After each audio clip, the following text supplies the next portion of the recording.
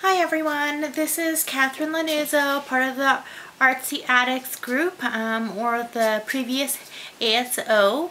I am doing my very first YouTube video, and this is for the tea party tags that we're doing. I'm part of group number 7. So I just wanted to do a quick little tutorial as to what it was that I did in order to come up with the final project. So the actual final project looks like this. I hope you can see it.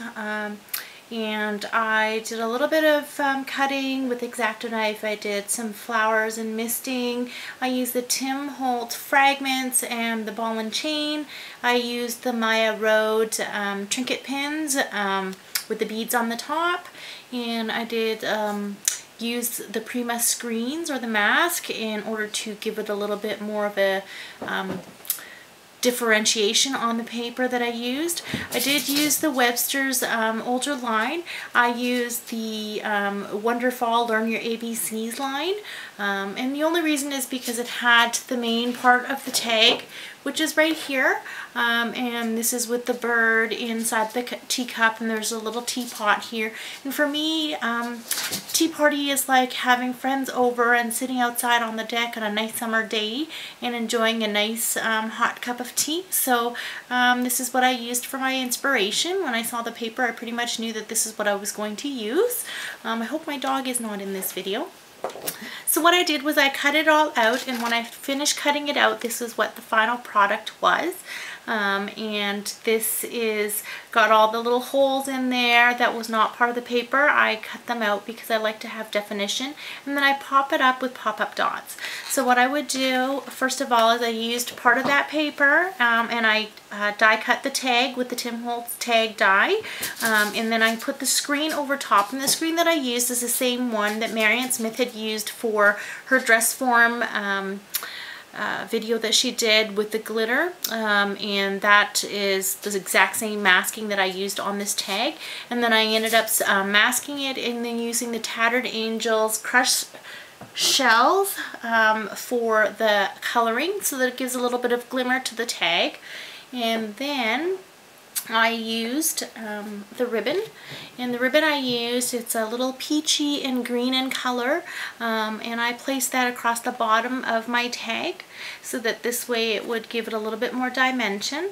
I also then took some flowers that I had that were in white. I misted them in the bell-bottom jeans Tattered Angel Glimmer mists. So this is the actual blue color that it came out to, because that's the same color that's on the paper line. So I wanted to integrate the same type of paper colors, embellishment colors onto the tag, and I like it to be a little bit on the vintagey side. So what I've also done was on this part of the paper, I inked around the edges using the sepia ink from Archival Ink, and that just gives it a little bit more vintagey look to it. I also use the Martha Stewart punch, Monarch butterfly punch, and I punched out the little butterflies, and I also in turn inked the edges so that it gives you a little bit more definition for how it's used. Then I also used the Webster's rose ribbon, and I ended up just taking part of that and just covering off the bottom portion, so I get the main part of the rose, and that's placed over top of the blue flower so that you get that kind of a look to it. Once I adhere to that, then I ended up taking the trinket pins, and I would put a trinket pin into the top so that you have a little bit of extra bedazzle onto your tag. And then I would layer that on to the tag after I've placed the main portion onto the tag with the ribbon.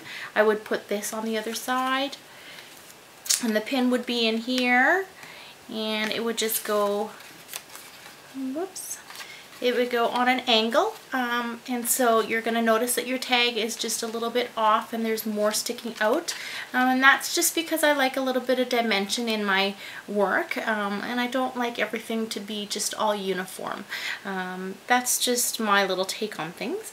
And then what I did was I used the ball and chain from Holtz, and I used his fragments, and I took a part of the piece of paper that had the leaf on it, and I used used glossy accents in order to put the fragment on top of it so that it'd be like a little tea leaf, and that was what the representation would be for me. And then I would hang that onto the edge of the tag.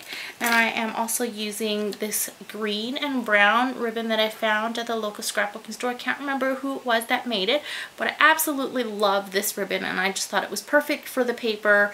The colors just coincided very well. So I put it all together, and then I would take the Monarch butterfly and I would curl the edges of the butterfly so that it would look like the wings are flapping, and I had placed it on top of the rose. So the final look is this. So you can, as you can see, there is the tag here, and I have the flower with the trinket pin, and I put the Monarch butterfly so that it's glued at an angle onto the ribbon, the green flowered ribbon.